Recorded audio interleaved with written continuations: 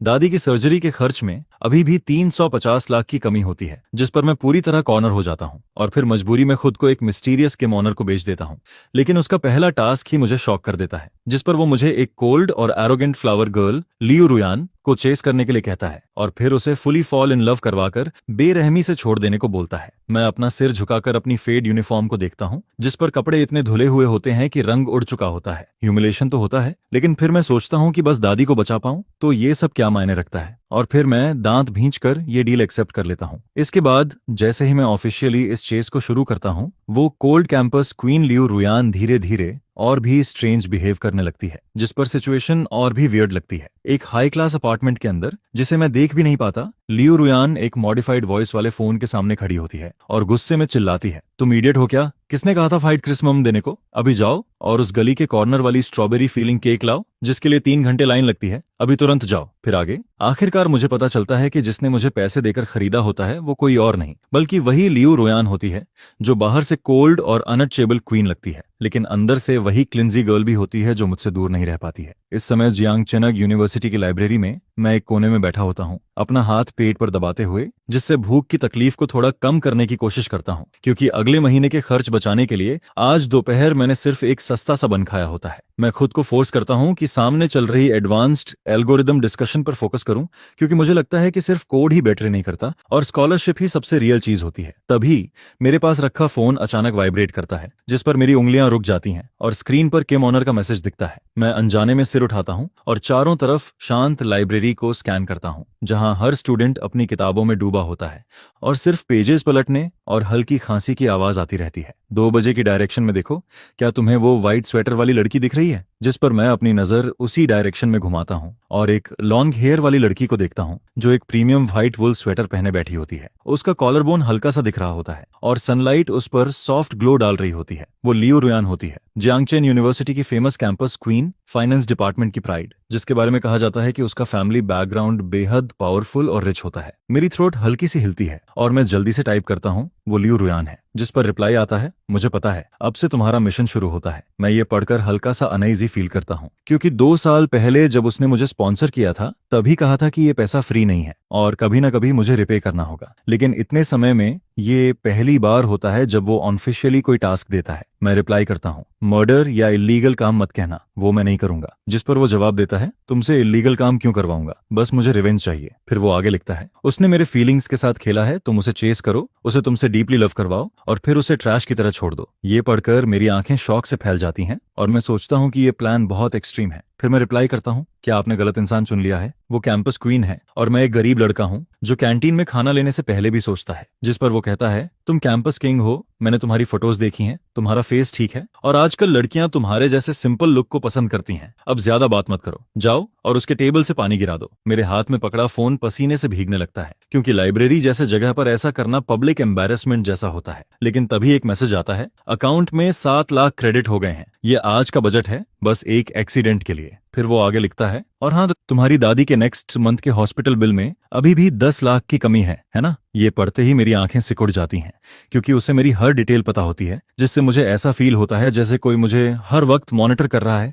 और मेरी रीढ़ में ठंडक दौड़ जाती है। दादी के लिए मैं मजबूरी में खड़ा होता हूँ, अपना कप उठाता हूँ और पानी लेने का बहाना बनाता हूँ, जिस पर मैं लियू रुयान की टेबल के पास से गुजरता हूँ। 1 कदम, 2 कदम और डिस्टेंस धीरे धीरे कम होता है और मुझे उसकी हल्की खुशबू भी महसूस होने लगती है। उसकी टेबल पर एक पिंक थर्मस रखा होता है, जिसका लिड खुला होता है और उससे भाप निकल रही होती है।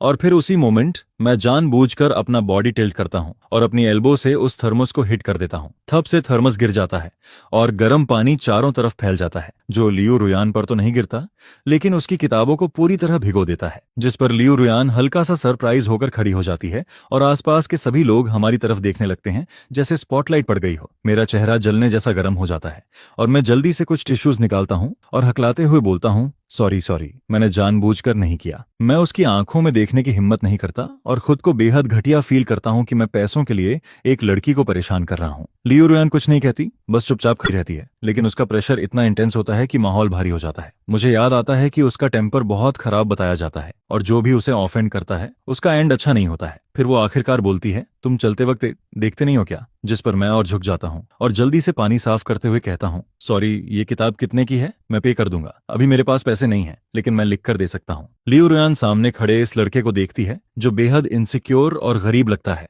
और उसकी नजर मेरे फेड टी शर्ट कॉलर और टेंशन से खिंची हुई गर्दन पर पड़ती है। लेकिन असल में उसी समय उसके हाथ में एक दूसरा फोन होता है जिसमें वही लास्ट मैसेज दिख रहा होता है जो उसने मुझे भेजा था, और बाहर से काम दिखने वाली ये कोल्ड क्वीन अंदर ही अंदर पागलों की तरह चिल्ला रही होती है। सच में ये बेवकूफ लड़का काफी स्ट्रांग निकलता है और सरप्राइजिंगली इतना जेंटल भी होता है, जिस पर लियू रुयान अंदर ही अंदर उसे सीक्रेटली प्राइज करना चाहती है। लेकिन जैसे ही वो देखती है कि उसके कान लाल हो जाते हैं, बिल्कुल शरिम्प की तरह क्यूट लगते हुए, वो खुद को रोकती है, जिस पर वो मन ही मन खुद से कहती है, रुक जा लियू रुयान, तुझे कंट्रोल रखना है, अभी तू एक कोल्ड गॉडेस है, तुझे हंसना नहीं है, अपनी इमेज मेंटेन करनी है। फिर वो गहरी सांस लेती है और अपने चेहरे के माइक्रो एक्सप्रेशंस को एडजस्ट करती है। उसकी आंखों में 3 हिस्से कंटेम्प्ट, 3 हिस्से हेल्पलेसनेस और 4 हिस्से इंडिफरेंस दिखता है। और फिर वो अपनी पतली उंगली से मेरे हाथ को हल्का सा प्रेस करती है जो मैं टेबल साफ कर रहा होता हूँ, जिस पर मैं ऐसे पीछे हटता हूँ जैसे मुझे इलेक्ट्रिक शॉक लगा हो, और अचानक सिर उठाकर उसकी आंखों में देखता हूँ। पहली बार इतनी क्लोज डिस्टेंस से हमारी नजरें मिलती हैं। वो मुझे देखती है और कामली बोलती है, कोई जरूरत नहीं है, बस एक किताब ही तो है। और जैसे ही मैं कुछ और बोलने की कोशिश करता हूँ वो बीच में ही मुझे रोक देती है। मैंने कहा ना, जरूरत नहीं है, अगली बार ध्यान से चलना। फिर वो मेरा नाम लेकर कहती है, स्टूडेंट गु चेन, जिस पर मैं वहीं फ्रीज हो जाता हूँ, क्योंकि मुझे शौक लगता है कि उसे मेरा नाम कैसे पता है। लेकिन इससे पहले कि मैं कुछ रिएक्ट कर पाता, लियू रुयान अपना सामान उठाकर चली जाती है और पीछे छोड़ जाती है एक डिसिसिव बैकव्यू और आसपास के स्टूडेंट्स की गॉसिपिंग आवाजें। अरे वो गु चेन नहीं है क्या, आईटी डिपार्टमेंट वाला? इतना केयरलेस कैसे हो सकता है? उसने तो कैंपस क्वीन पर पानी गिरा दिया। मैं वहीं खड़ा रह जाता हूँ। मेरे हाथ में अभी भी गीले टिश्यूज टाइटली पकड़े होते हैं और गिल्ट का फीलिंग धीरे धीरे मेरे अंदर भरता जाता है, क्योंकि वो न सिर्फ गुस्सा नहीं करती बल्कि मुझसे कॉम्पेंसेशन भी नहीं मांगती। किम ओनर ने उसे एक बैड गर्ल बताया था, लेकिन मुझे वो काफी डिसेंट लगती है, जिस पर मेरा कंफ्यूजन और बढ़ता है। तभी मेरी पॉकेट में फोन अचानक जोर से वाइब्रेट करता है और मैं तुरंत उसे निकाल कर देखता हूँ। मैसेज आता है, गुड जॉब। क्या तुमने उसका एक्सप्रेशन देखा? वो सब फेक एक्टिंग थी। जिस पर वो आगे लिखता है, तुम्हें लगता है वो जनरस है? नहीं, वो बस अपनी इमेज मेंटेन कर रही है पूरे कैंपस के सामने। उसकी बाहरी अपीयरेंस से मत धोखा खाना। पहला स्टेप, अटेंशन ग्रैब करना, कंप्लीट हो चुका है। अब अगला इंस्ट्रक्शन सुनो। मैं स्टेयरवे की तरफ देखता हूँ जहां लियू रुयान अभी गई होती है, और फिर फोन की स्क्रीन पर दिख रहे उन कोल्ड वर्ड्स को देखता हूँ। मेरी उंगलियां हल्का सा कांपती हैं। मैं धीरे से रिप्लाई करता हूँ, क्या कोई और तरीका नहीं हो सकता? मुझे वो इतनी बुरी नहीं लगती। जिस पर तुरंत रिप्लाई आता है, तुम क्या जानते हो? तुम्हें पता भी है उसने मेरे साथ क्या किया था? बकवास बंद करो। क्या तुम अपना कर्ज नहीं चुकाना चाहते? क्या तुम अपनी दादी को नहीं बचाना चाहते? ये सुनते ही वो शब्द सीधे मेरी कमजोरी पर वार करते हैं, जिस पर मैं नजरें नीचे कर लेता हूँ और मेरे हाथ ढीले होकर साइड में गिर जाते हैं। दूसरी तरफ लाइब्रेरी की स्टेयर कॉर्नर पर लियू रुयान दीवार से टिककर खड़ी होती है और दूर खड़े मेरे डिप्रेस्ड फिगर को देखती है। उसके होंठों पर एक स्लाई स्माइल आ जाती है। गुचेन, ये तो बस शुरुआत है, वो मन ही मन सोचती है। अगले दिन दोपहर में जियांगचेन यूनिवर्सिटी के कैफेटेरिया में मैं एक ट्रे लेकर बैठता हूँ, जिसमें हमेशा की तरह 2 वेजिटेरियन डिशेज और थोड़े से चावल होते हैं। साथ में एक फ्री सीवीड एक सूप भी होता है। जैसे ही मैं एक कोने में बैठता हूँ, मेरा फोन फिर से वाइब्रेट करता है और इस बार भी किम ओनर का मैसेज होता है, अभी तुरंत पेस्ट्री शॉप जाओ, एक स्ट्रॉबेरी नेपोलियन केक खरीदो और विंडो टेबल नंबर 3 पर लियू रुयान को दे दो। ये पढ़कर मेरे दांत लगभग भींच जाते हैं, क्योंकि वो शॉप कैंपस की सबसे एक्सपेंसिव बेकरी होती है, जहां एक छोटा सा केक भी हंड्रेड्स में आता है और स्ट्रॉबेरी नेपोलियन तो उनका सिग्नेचर आइटम होता है, जिसकी प्राइस 3 लाख होती है। मैं रिप्लाई करता हूँ, ये तो मेरे पूरे हफ्ते के खाने के पैसे हैं और मैं अभी कैफेटेरिया में हूँ। जिस पर तुरंत मैसेज आता है, अकाउंट में 1,50,000 भेज दिए हैं, बाकी तुम्हारा टिप समझ लो, जल्दी करो, 10 मिनट में वो चली जाएगी, अगर मिस किया तो डबल वापस करना पड़ेगा। मैं ट्रांजैक्शन मैसेज को देखता हूँ और एक गहरी सांस छोड़ता हूँ। ये कोई लव परस्यूट नहीं है, ये तो पे टू विन गेम लग रहा है। मैं खाना छोड़कर तुरंत उठता हूँ और बेकरी की तरफ भागता हूँ, और जब हाँफते हुए वापस कैफेटेरिया पहुंचता हूँ तब तक मेरे बाल पसीने से भीग चुके होते हैं। मैं एंट्रेंस पर खड़ा होकर टेबल नंबर 3 को ढूंढता हूँ, जहां लियू रुयान बैठी होती है। भीड़ के बीच भी वो ऐसे शाइन कर रही होती है जैसे उसके चारों तरफ ऑरा हो। उसके सामने बहुत कम खाना होता है और वो बस थोड़ा सा सलाद खा रही होती है, और उसके सामने एक वेल ड्रेस्ड रिच बॉय बैठा होता है जिसका नाम शुकाई होता है, जो उसका परसिस्टेंट परस्यूअर होता है। इस समय वो उसे बटरिंग करते हुए मिल्क टी आगे बढ़ाता है और फ्लैटरिंग टोन में बात करता है। मेरे कदम वहीं रुक जाते हैं, क्योंकि मैं सोचता हूँ कि ऐसे सिचुएशन में जाना खुद की इंसल्ट करवाना है। तभी फोन में मैसेज आता है, उस शुकाई को देखा? वो बस एक स्टेपिंग स्टोन है, सीधे जाओ, केक टेबल पर रखो और कूल बनो। मैं फोन को देखता हूँ और शक करता हूँ कि क्या किम ओनर ने मुझ पर ट्रैकर लगा रखा है, क्योंकि उसे हर चीज पता होती है। लेकिन मजबूरी में मैं डीप ब्रेथ लेता हूँ, केक बॉक्स पकड़ता हूँ और कॉन्फिडेंट स्टेप्स के साथ उनकी तरफ बढ़ता हूँ। शुकाई अभी भी बोलता जा रहा होता है, रुयान, इस वीकेंड यॉट पार्टी में तुम्हें आना ही होगा, मैंने सबको बता दिया है। लेकिन लियू रुयान बोर्ड एक्सप्रेशन के साथ कहीं और खोई होती है, जैसे किसी का इंतजार कर रही हो, और मन ही मन सोचती है, वो इडियट अभी तक आया क्यों नहीं। तभी एक लंबा सा फिगर उनकी टेबल पर शैडो डालता है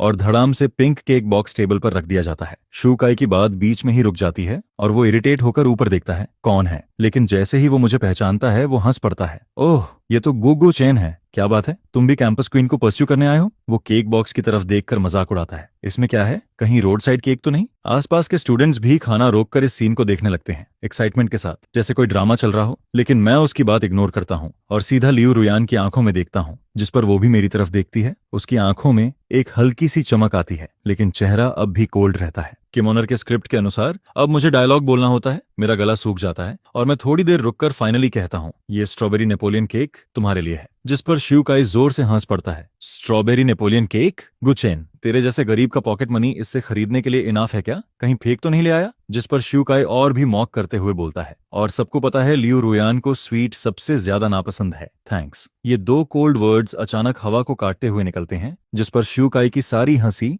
वहीं फ्रीज हो जाती है और आसपास का माहौल एक पल के लिए कंप्लीटली साइलेंट हो जाता है। फिर लियू रुयान कैजुअली बोलती है, आज थोड़ा लो शुगर फील हो रहा है, और वो सबके सामने पैकेजिंग खोल देती है, जिस पर वो डेलिकेट स्ट्रॉबेरी नेपोलियन केक साफ नजर आता है। वो एक स्ट्रॉबेरी पीस फोर्क से उठाकर अपने मुंह में डालती है। उसके रेड लिप्स और व्हाइट टीथ के साथ वो ज्यूसी स्ट्रॉबेरी और भी अट्रैक्टिव लगती है, जिस पर आसपास के लड़के अनजाने में अपनी थ्रोट स्वालो करते रहते हैं। टेस्ट भी बुरा नहीं है, वो कामली बोलती है और फिर मेरी तरफ देखती है, तुम स्पेशली ये लेने गए थे। जिस पर मैं पूरी तरह स्टंड रह जाता हूँ, और सिर्फ मैं ही नहीं, शुकाई भी शॉक में पड़ जाता है, क्योंकि पूरे कैंपस में लियू रुयान फेमस होती है कि वो गिफ्ट्स एक्सेप्ट नहीं करती। मैं धीरे से सिर हिलाता हूँ, मैंने देखा था कि तुम लंच में ज्यादा नहीं खाती हो। ये वर्ड्स अपने आप मेरे मुंह से निकल जाते हैं, जिस पर लियू रुयान का हाथ हल्का सा रुकता है और वो मेरी आंखों में देखती है, जहां जेन्युइन कंसर्न साफ दिखता है, और उसके दिल में चल रहा गेम थोड़ा सा अनस्टेबल होने लगता है। वो मन ही मन सोचती है, ये लड़का डिटेल में ऑब्जर्व भी करता है। फिर वो फोक नीचे रखती है और अपने बैग से एक मील कार्ड निकालकर मेरी तरफ स्लाइड करती है। मुझे किसी का एहसान पसंद नहीं है, आज का मील मेरी तरफ से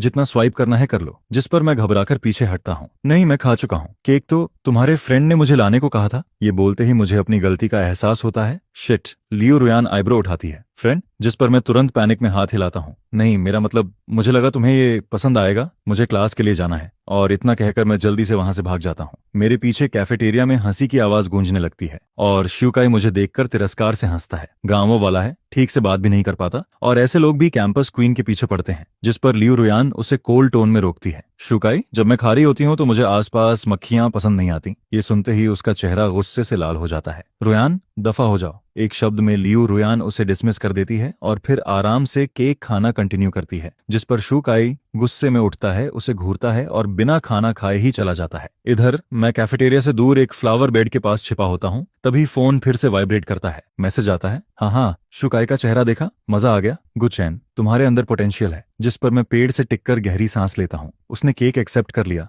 मुझे लगा वो मेरे मुंह पर फेंक देगी। रिप्लाई आता है, ऑब्वियस है, देख नहीं रहे कौन गाइड कर रहा है, लेकिन ज्यादा खुश मत हो, अभी बस उसने तुम्हें डिसलाइक नहीं किया है, अब हमें इंटेंसिटी बढ़ानी होगी। आज रात 8 बजे स्टेडियम में जॉगिंग, अच्छे कपड़े पहनना, वो फटा टी शर्ट मत पहनना। मैं स्पोर्ट्स वियर भिजवा रहा हूँ डॉर्म मैनेजर के पास। मैं कंफ्यूज्ड होकर पूछता हूँ, रात में जॉगिंग क्यों? जिस पर रिप्लाई आता है, क्योंकि लियू रुयान रोज 8 बजे जॉगिंग करती है, यही बेस्ट मौका है तुम्हारी मेलचाम दिखाने का। याद रखना, हमें एक एक्सीडेंटल एनकाउंटर और किलर अट्रैक्शन चाहिए। मैं फोन देखकर हेल्पलेस स्माइल करता हूँ, लेकिन मुझे नहीं पता होता कि उसी समय कैफेटेरिया में लियू रुयान केक का क्रीम टेस्ट करते हुए फोन पर ऑर्डर प्लेस कर रही होती है। वो हल्की मुस्कान के साथ स्क्रीन देखती है। गुचैन, तुम्हारा वो पुराना टी शर्ट मुझे पहले से इरिटेट कर रहा था। एब्स दिखते हैं ठीक है, लेकिन अपीयरेंस भी मैटर करता है। फिर वो बाहर की ब्राइट सनलाइट को देखती है और महसूस करती है कि उसकी बोरिंग कॉलेज लाइफ अब इंटरेस्टिंग होने लगती है। ये एक ट्रैप जैसा होता है, लेकिन आखिर में इसमें फंसने वाला शिकार कौन होगा, ये अभी क्लियर नहीं होता। शाम को वेस्ट स्टेडियम, जो पूरे कैंपस का फेमस लव स्पॉट होता है,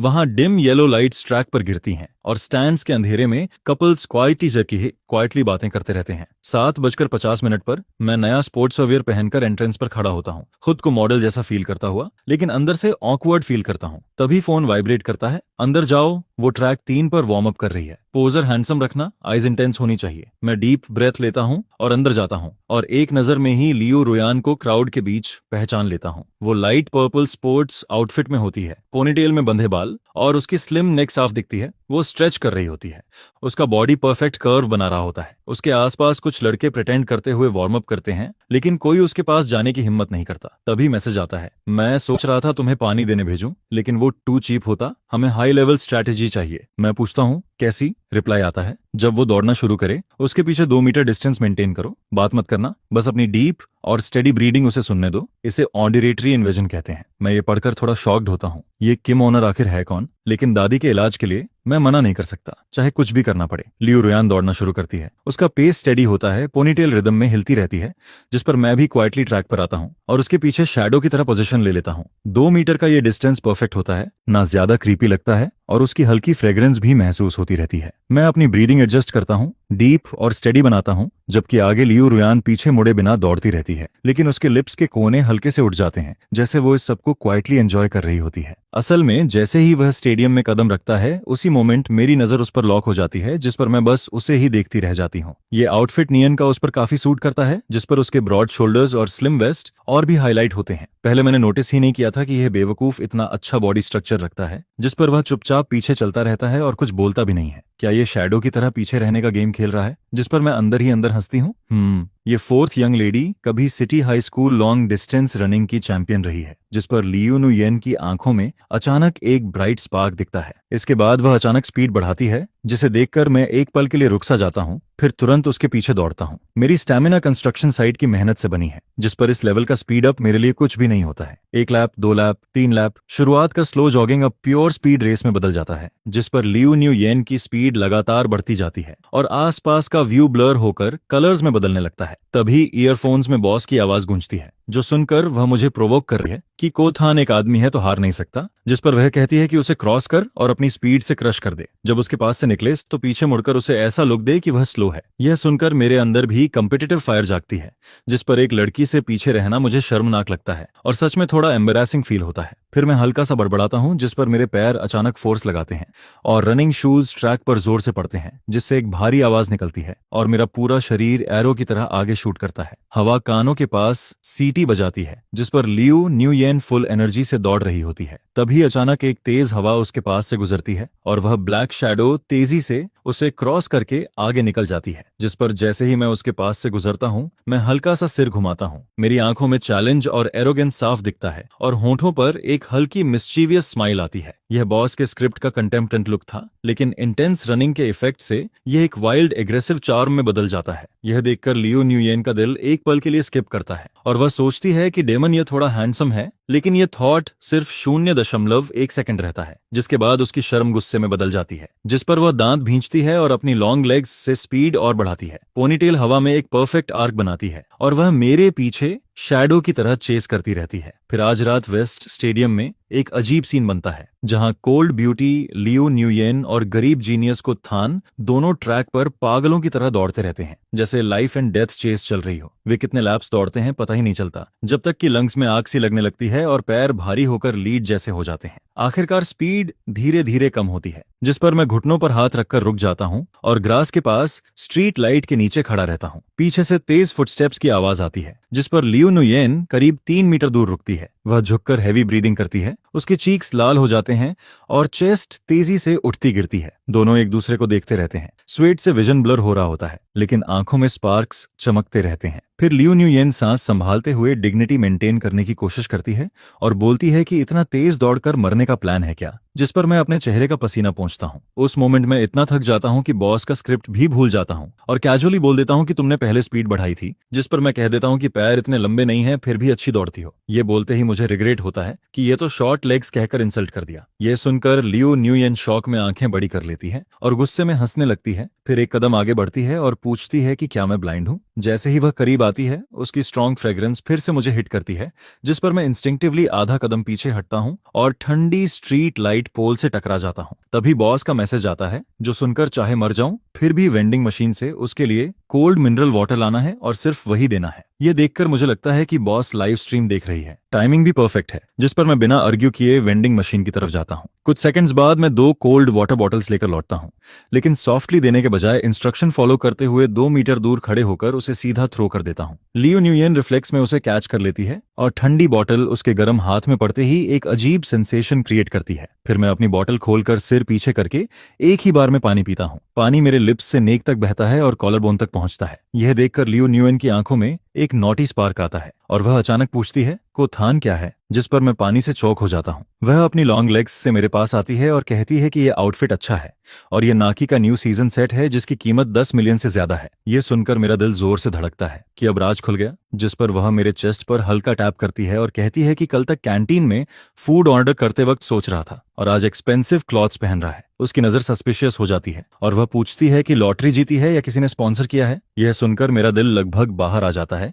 क्योंकि किसी तरह वह सही गैस के करीब पहुंच जाती है। जिस पर मैं जल्दी से दिमाग चलाता हूं और कह देता हूं कि यह फेक है, ऑनलाइन खरीदा है, सिर्फ 350 युआन में और फ्री डिलीवरी भी मिली है। यह सुनकर लियो न्यूयेन जोर से हंस पड़ती है। उसकी कोल्ड ऑरा टूट जाती है और उसका प्लेफुल साइड सामने आता है। फिर वह मजाक में कहती है कि अगर इतना सस्ता है तो लिंक भेजो। जिस पर मैं मजबूरी में कह देता हूं कि शॉप बंद हो गई है।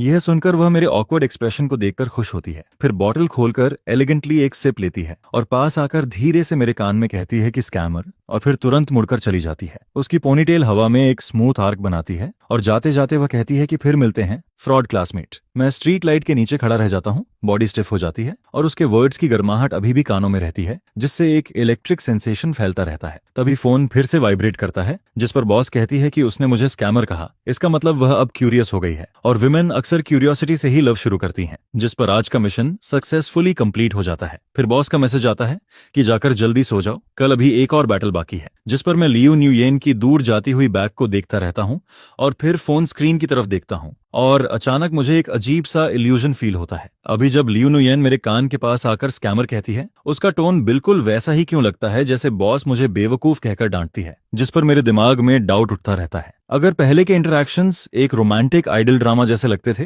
फुल पिंक बबल्स के साथ, तो इसके बाद जो होने वाला है वह एक रियल हॉरर मूवी जैसा अनएक्सपेक्टेड होता है। शुक्रवार रात 11 बजे मैं कन्वीनियंस स्टोर की नाइट शिफ्ट खत्म करके हॉस्टल लौटने वाला होता हूँ। तभी पॉकेट में रखा फोन अचानक रिंग करता है, जिस पर एक स्पेशल मिशन आता है। लियो न्यूयेन बैक स्ट्रीट वाले लेट नाइट बारबेक्यू शॉप के पास है और बॉस कहती है कि मुझे तुरंत जाकर उसे पिक करना है। यह सुनकर मैं भौहें सिकोड़ता हूँ, क्योंकि कर्फ्यू का टाइम करीब है और वह वहां अकेली क्या कर रही है। जिस पर बॉस बताती है कि उसका मूड खराब है और वह उस शॉप का कोल्ड नूडल्स खाना चाहती है और ज्यादा सवाल मत करो, लोकेशन ऑलरेडी भेज दी गई है। फिर वह वार्निंग देती है कि आज कुछ होने वाला है और उसे अच्छे से प्रोटेक्ट करना है। अगर उसके एक बाल को भी कुछ हुआ तो मुझसे हिसाब लिया जाएगा। मैं लोकेशन देखता हूँ जो 500 मीटर से भी कम दूर है, लेकिन एरिया की सिक्योरिटी अच्छी नहीं है, जहां अक्सर गुंडे घूमते रहते हैं। जिस पर मेरे अंदर एक इंस्टिंक्टिव अनईजीनेस आती है और बिना सोचे मैं साइकिल लेकर तेजी से पेडल मारता हूँ। इसी समय एक अंधेरी गली में, जो स्टोर से 2 ब्लॉक्स दूर है, लियो न्यूयेन सच में वहां होती है, लेकिन खाने के लिए नहीं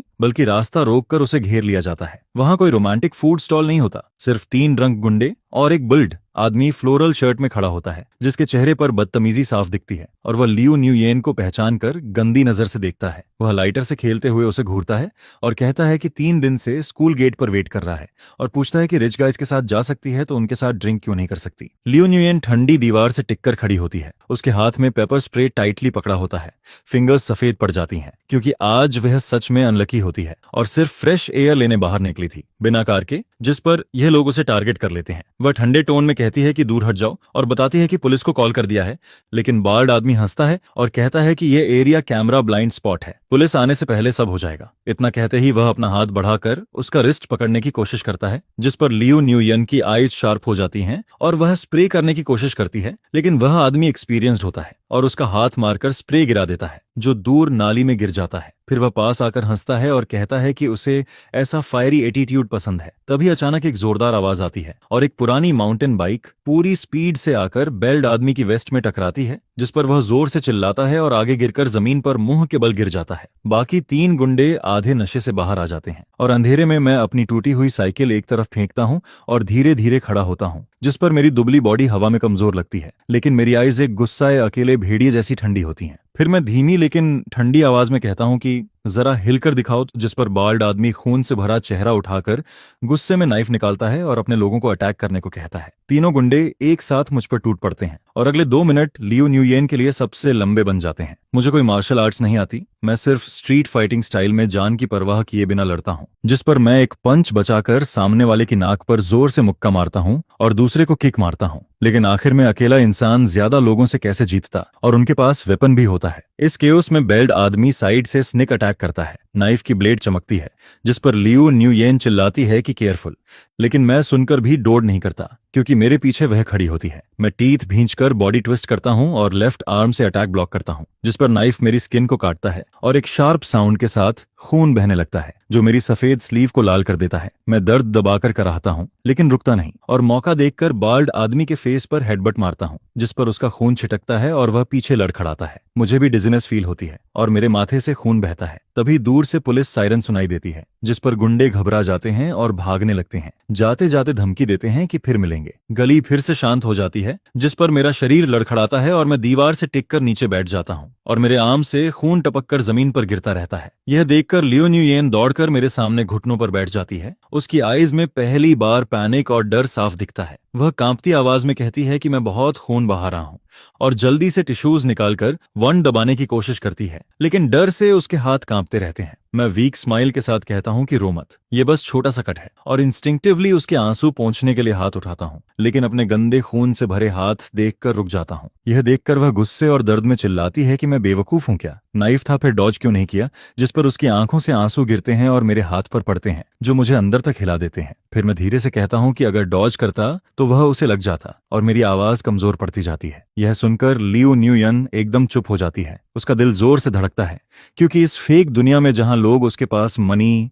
ब्यूटी, शिके के लिए आते हैं, वहां पहली बार कोई उसके लिए सच में खड़ा होता है। सिर्फ ये बेवकूफ ही है जो सिर्फ 7 मिलियन मिशन फी के लिए अपनी जान दांव पर लगाकर उसके सामने खड़ा हो जाता है, जिस पर यह डील उसके लिए भारी लॉस बन जाती है। लियो न्यूयेन हल्का सा नाक सुड़कती है और अपने इमोशंस को कंट्रोल करने की कोशिश करती है। फिर कहती है कि मेरा हाथ पकड़ो, मैं तुम्हें हॉस्पिटल लेकर जाती हूँ। मैं उठते हुए मना करता हूँ कि हॉस्पिटल नहीं जाना, वह बहुत एक्सपेंसिव होता है। हॉस्टल जाकर एंटीसेप्टिक लगा लूंगा, 1 डीप नहीं है, स्टिचिंग की जरूरत नहीं है। जिस पर पहली बार लियो न्यूयन का डोमिनेटिंग साइड बाहर आता है और वह सख्त आवाज में कहती है कि चुप रहो। मैंने कहा हॉस्पिटल जाना है तो जाना है, एक्सपेंसेस मैं दूंगी, कंपेंसेशन भी मैं दूंगी, और अगर एक वर्ड और बोला तो मैं यहीं रो दूंगी। मैं उसके चेहरे की तरफ देखता हूँ। मेकअप थोड़ा स्मज हो चुका होता है, लेकिन उसकी थ्रेट बिल्कुल रियल लगती है, जिस पर मुझे अचानक पेन भी कम फील होने लगता है, जैसे कोई फोर्स मुझे कंट्रोल कर रहा हो, और मैं हल्का सा सिर हिला देता हूँ कि ठीक है, तुम्हारी बात मानता हूँ। फिर लियो न्यूयन मुझे सहारा देकर गली से बाहर लाती है और एक टैक्सी रोकती है, जिस पर राइड के दौरान मेरी कॉन्शियसनेस थोड़ी ब्लर होने लगती है और वह धीरे से मेरा सिर अपने शोल्डर पर रख देती है। उसका मूवमेंट बहुत जेंटल होता है, जैसे कोई ट्रेजर संभाल रही हो। फिर वह धीरे से मेरे कान में कहती है कि आगे से सिर्फ वही मुझे बली कर सकती है, बाकी कोई नहीं। जब मैं जागता हूँ तो मुझे लगता है जैसे हेवन में आ गया हूँ, जिस पर सामने सफेद सीलिंग दिखती है और मैं किसी हार्ड आयरन बेड पर नहीं बल्कि सॉफ्ट मेमोरी फोम बेड पर लेटा होता हूँ। मैं उंगलियां हिलाता हूँ, जिस पर लेफ्ट आर्म में हल्का दर्द महसूस होता है, जो रिमाइंड करता है कि मैं अभी जिंदा हूँ। तभी साइड से लियो न्यूयन की कोल्ड वॉइस आती है कि उठ गए, जिस पर मैं सिर घुमाकर देखता हूँ और फोकस करते ही उसे सोफा पर बैठा देखता हूँ। उसने कपड़े बदल लिए होते हैं, कल का ब्लड स्टैंड स्पोर्ट्स आउटफिट गायब होता है और उसकी जगह एक ब्लैक सिल्क शर्ट होती है जो उसे और क्लासी बनाती है। वह हाथ में नाइफ लेकर एप्पल पील कर रही होती है, जिस पर उसका पोज ऐसा होता है जैसे कोई आर्ट बना रही हो, लेकिन रिजल्ट बिल्कुल खराब होता है। एप्पल का शेप बिगड़ चुका होता है और अनइवन कट दिखता है। मैं कुछ बोलने की कोशिश करता हूँ, लेकिन गला सूखा होता है, जिस पर लियो न्यूयन तुरंत उठती है, वार्म वाटर लेकर मेरे पास आती है और कहती है कि पहले पानी पियो, कुछ मत बोलो। मैं शर्माते हुए खुद लेने की कोशिश करता हूँ, लेकिन वह मना कर देती है और कहती है कि हाथ मत हिलाओ, अभी स्टिचिंग हुई है, माउथ खोलो। मैं मजबूरी में उसकी बात मानकर पानी पीता हूँ, जिस पर धीरे धीरे मेरी कॉन्शियसनेस क्लियर होने लगती है। फिर मैं पूछता हूँ कि यह जगह कौन सी है। चारों तरफ देखकर मुझे फ्लैट स्क्रीन टीवी और लग्जरी सेटअप दिखता है और बाहर विंडो से रिवर व्यू नजर आता है, जो हॉस्पिटल जैसा नहीं लगता। जिस पर लियो न्यूयन कैजुअली कहती है कि यह प्राइवेट वीआईपी वार्ड है, हार्मनी प्राइवेट हॉस्पिटल का, जहां पब्लिक हॉस्पिटल की भीड़ नहीं होती। ये सुनकर मेरा दिल एक पल के लिए रुकता है, क्योंकि यह जगह बहुत एक्सपेंसिव होती है और एक रात का खर्च भी बहुत ज्यादा होता है। जिस पर मैं हेजिटेंट होकर कहता हूं कि मेरे पास इंश्योरेंस है, नॉर्मल हॉस्पिटल ठीक रहेगा, लेकिन वह बिना देखे ही कहती है कि चुप रहो। 700 मिलियन ऑलरेडी एडवांस दे चुकी हूँ, कम पड़े तो और दूंगी, और अगर पैसे की बात की तो नर्स से मोटी नीडल लगवा दूंगी। यह सुनकर मैं तुरंत चुप हो जाता हूँ, क्योंकि इतनी बड़ी रकम मैंने जिंदगी में कभी नहीं देखी, और यही रिच लोगों की दुनिया होती है। रूम में अजीब सी साइलेंस फैल जाती है, सिर्फ एप्पल काटने की आवाज आती है। तभी मेरे पास रखा फोन वाइब्रेट करता है, जिस पर मैं इंस्टेंटली समझ जाता हूँ कि बॉस का मैसेज है। मैं लियू न्यूयन की तरफ देखता हूँ, जो अभी भी एप्पल में बिजी होती है, जिस पर मैं धीरे से फोन उठाकर ब्लैंकेट के अंदर अनलॉक करता हूँ। मैसेज आता है कि जिंदा हो या नहीं, जिस पर मेरे हाथ हल्का कांपते हैं, और मैं रिप्लाई करता हूँ कि हॉस्पिटल में हूँ। बॉस फिर पूछती है कि लियू न्यूयन क्या कर रही है, कहीं वह मुझे छोड़कर चली तो नहीं गई। मैं चुपके से उसकी तरफ देखता हूँ। वह पूरी फोकस से एप्पल को बनी शेप देने की कोशिश कर रही होती है, जिस पर बॉस का मैसेज आता रहता है कि वह सिर्फ शो ऑफ करती है, अभी फोन चला रही होगी या सेल्फीज ले रही होगी। मैं उसे देखता हूँ, उसकी नोज पर पसीने की छोटी बूंदें दिखती हैं, और वह जेन्युइनली मेहनत कर रही होती है, जिस पर मुझे हंसी आने लगती है। तभी लियू न्यूयेन फाइनली अपना मास्टरपीस पूरा करती है और प्लेट लेकर मेरे सामने आती है। उसके चेहरे पर प्राउड एक्सप्रेशन होता है, जैसे कॉम्प्लीमेंट का इंतजार कर रही हो, और कहती है कि खाओ, पहली बार बनाया है, दिखने में खराब है लेकिन टेस्ट सेम है। मैं उन वियर्ड शेप्ड एप्पल पीसेस को देखता हूँ और अंदर एक वार्म फीलिंग उठती है। फिर उसे थैंक्स बोलकर एक पीस खाता हूँ। वह मुझे ध्यान से देखती है और पूछती है कैसा है, जिस पर मैं ऑनेस्टली कहता हूँ कि बहुत स्वीट है, और उसके लिप्स पर हल्की स्माइल आ जाती है। लेकिन तभी उसका फोन बजता है। वह स्क्रीन देखती है और उसका एक्सप्रेशन तुरंत डार्क हो जाता है, और वह गुस्से में धीरे से बोलती है कि आइडियट्स। मैं पूछता हूँ क्या हुआ, जिस पर वह थोड़ी देर हेजिटेट करती है और फोन मेरी तरफ घुमा देती है और कहती है खुद देख लो, तुम फेमस हो गए हो। वह जियांगचेन यूनिवर्सिटी का ऑफिशियल फोरम होता है, जहां टॉप पर पिंड पोस्ट दिखता है, जिसमें लिखा होता है कि लेट नाइट इंसिडेंट में पुअर स्टूडेंट और कैंपस ब्यूटी लियू न्यूयन घायल हुए। क्या ये हीरो सेविंग ब्यूटी है या कोई ट्रैप?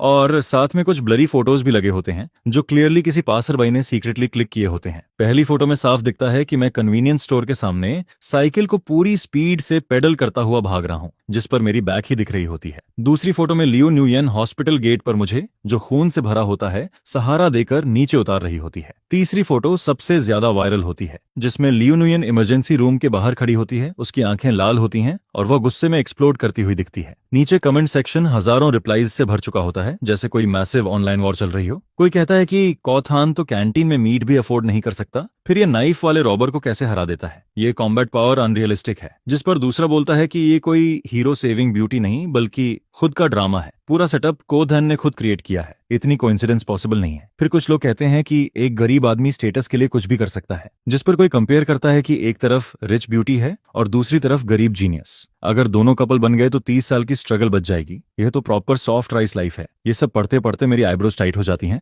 क्योंकि मुझे फीनिक्स मैन और चीप ट्रिक कहकर टारगेट किया जा रहा होता है। तभी लियू न्यूयन अचानक फोन छीन लेती है और कहती है कि मत देखो, ये लोग बस फ्री बैठे हैं, काम नहीं है। ऊपर से वह काम दिखती है, लेकिन अंदर से पूरी तरह गुस्से में होती है, जिस पर वह मन ही मन सोचती है कि मेरे आदमी को फीनिक्स मैन बोलने की हिम्मत कैसे हुई। फिर वह खड़ी होकर बोलती है कि मैं वॉशरूम जा रही हूँ, और अंदर जाकर डोर लॉक करती है। फिर तुरंत अपना बैकअप फोन निकालती है और दूसरे अकाउंट में स्विच करती है। उसके फिंगर्स इतनी तेजी से टाइपिंग करते हैं कि जैसे आफ्टर इमेज दिखता है, और वह कमेंट्स में रिप्लाई करना शुरू करती है कि रूमर फैलाने वालों को लीगल एक्शन झेलना पड़ेगा। वह गुस्से में लिखती है कि कोथान के आर्म में 8 स्टिचेस लगे हैं, नर्व डैमेज तक हो सकता था, और जो खुद कावर्ड हैं वही दूसरों की ब्रेवरी पर शक करते हैं। फिर वह कहती है कि अगर कोई रिच गर्ल किसी को सपोर्ट करना चाहे तो उसमें दूसरों का क्या जाता है, ये लाइफ रिस्किंग काइंडनेस है, कोई चीप डील नहीं। इतना लिखने के बाद भी उसका गुस्सा शांत नहीं होता, जिस पर वह वीचैट खोलती है और एक कॉन्टैक्ट ढूंढती है जिसका नाम प्रोफेशनल ओपिनियन कंट्रोलर होता है, और उसे 175 मिलियन ट्रांसफर कर देती है। सामने से तुरंत रिप्लाई आता है कि बॉस आज किसे प्रमोट करना है, जिस पर वह क्लियर ऑर्डर देती है कि जियांगचेनग यूनिवर्सिटी फोरम पर कोथान के खिलाफ सारे नेगेटिव कमेंट्स दबा दो और सिर्फ पॉजिटिव प्रेस से भर दो। सब अरेंज करने के बाद वह मिरर में खुद को देखती है और राहत की सांस लेती है। फिर हल्का मुस्कुराते हुए कहती है कि देखो कोथान, मैं तुम्हारे लिए कितना कर रही हूँ। इसके बाद वह अपना कोल्ड एक्सप्रेशन वापस लाती है और बाहर आ जाती है। जब वह वापस बेड के पास आती है तो देखती है कि मैं फोन को घूरते हुए लॉस्ट सा बैठा हूँ, जिस पर वह पूछती है क्या हुआ। मैं अजीब एक्सप्रेशन के साथ कहता हूं कि फोरम का मूड अचानक बदल गया है, जिस पर वह पास आकर देखती है। अब कमेंट सेक्शन पूरी तरह बदल चुका होता है, जहां लोग लिख रहे होते हैं कि कोथान कितना हैंडसम है, उसका broken yet strong vibe amazing है, और वह असली मर्द है, रिच स्पॉइल्ड बॉयज से कहीं बेहतर। कोई लिखता है कि वह अंधेरे में भी स्टार्स को देखता है और अपनी लड़की को प्रोटेक्ट करता है। ये रियल लाइफ रिडेम्पशन स्टोरी है। ये सब देखकर मैं हैरान रह जाता हूं और कहता हूं कि यह थोड़ा ज्यादा नहीं हो गया, जिस पर लियू न्यूयन हंसी रोकते हुए सीरियस बनकर कहती है कि यह बस लोगों की सही जजमेंट है, जस्टिस हमेशा लोगों के दिल में होता है। मैं उसके इनोसेंट फेस को देखता हूँ, जैसे उसे कुछ पता ही नहीं, और मेरे दिमाग में एक अजीब थॉट आता है कि बॉस ने अभी रिप्लाई क्यों नहीं किया। और जैसे ही लियू न्यूयेन वॉशरूम गई तभी पब्लिक ओपिनियन कैसे बदल गया। लेकिन मैं तुरंत इस थॉट को हटा देता हूँ क्योंकि बॉस एक आदमी है और लियू न्यूयेन से नफरत करता है। दोनों एक साइड पर नहीं हो सकते। तभी लियू न्यूयेन अचानक बोलती है कि डॉक्टर ने कहा है कि मुझे 2 दिन और ऑब्जर्वेशन में रहना होगा और इन 2 दिनों में वह मेरी केयर करेगी। मुझे काम पर जाने की जरूरत नहीं, वह लीव मैनेज कर देगी। मैं कुछ बोलने की कोशिश करता हूँ कि बॉस का मिशन अभी बाकी है, लेकिन वह बीच में रोक देती है और कहती है कि अभी मेरा काम सिर्फ रिकवर करना है। उसका टोन बिल्कुल बॉस जैसा होता है, जिस पर मैं बिना सोचे सिर हिला देता हूँ। तभी मेरे फोन में बॉस का नया मैसेज आता है कि अब जब पब्लिक मुझे हीरो मान रही है तो इस मोमेंटम का फायदा उठाओ और लियू न्यूयेन की गिल्ट को पीक पर पहुंचाओ। 3 दिन बाद मैं डिस्चार्ज होकर बाहर आता हूँ। आर्म पर अभी भी बैंडेज होता है, लेकिन मैं उस रॉयल ट्रीटमेंट से परेशान हो चुका होता हूँ जहां मुझे हर चीज सर्व की जा रही होती है। लियू न्यूयेन हर दिन मेरे लिए एक्सपेंसिव मील्स अरेंज करती है जो मुझे और ऑकवर्ड फील कराता है। जब मैं हॉस्टल लौटता हूँ तो रूममेट्स मुझे एडमिरेशन से देखते हैं और मजाक में कहते हैं कि रिच बन जाओ तो हमें मत भूलना, और पूछते हैं कि क्या लियू न्यूयेन ने सच में मेरे लिए एप्पल काटा था और क्या उसके पील्स ऑक्शन कर सकते हैं। मैं समहोव उनकी बातें हैंडल करता हूँ और बेड पर जाकर कर्टेन बंद कर देता हूँ। फिर फोन निकालकर बॉस को कॉल करता हूँ क्योंकि हॉस्पिटल में लियू न्यूयेन मुझे इतना क्लोजली वॉच कर रही थी कि रिपोर्ट करने का चांस नहीं मिला। कॉल कनेक्ट होता है और दूसरी तरफ से बॉस की हैवी मेल वॉइस आती है जिस पर मैं बताता हूँ कि डिस्चार्ज हो गया हूँ। वह कामली कहता है कि उसने सब देख लिया है और मैं अच्छा काम किया है और ये सफरिंग ट्रिक पुरानी है लेकिन लियू न्यूयेन जैसी इमोशनली एम्प्टी वुमन पर इफेक्टिव है। फिर वह पूछता है कि क्या अब वह पूरी तरह मेरे कंट्रोल में है, जिस पर मैं हल्का सा फ्राउन करता हूँ क्योंकि मुझे ये ट्रिक वाला वर्ड पसंद नहीं आता। मैं ऑनेस्टली कहता हूँ कि उस रात मैं सच में उसे बचाना चाहता था, कोई कैलकुलेशन नहीं थी और वह वैसी नहीं है जैसी बॉस सोचता है क्योंकि उसने हॉस्पिटल में मेरी बहुत केयर की है और वह एक्चुअली काइंड है। यह सुनकर दूसरी तरफ 3 सेकंड तक साइलेंस छा जाता है। इस समय गर्ल्स हॉस्टल के एक सिंगल लग्जूरियस रूम में लियू रुयान अपने बेड पर उल्टा लेटी होती है और अपने दिल से एक जायंट टेडी बियर को हक किए रहती है जिसे उसने अभी हाल ही में खरीदा था।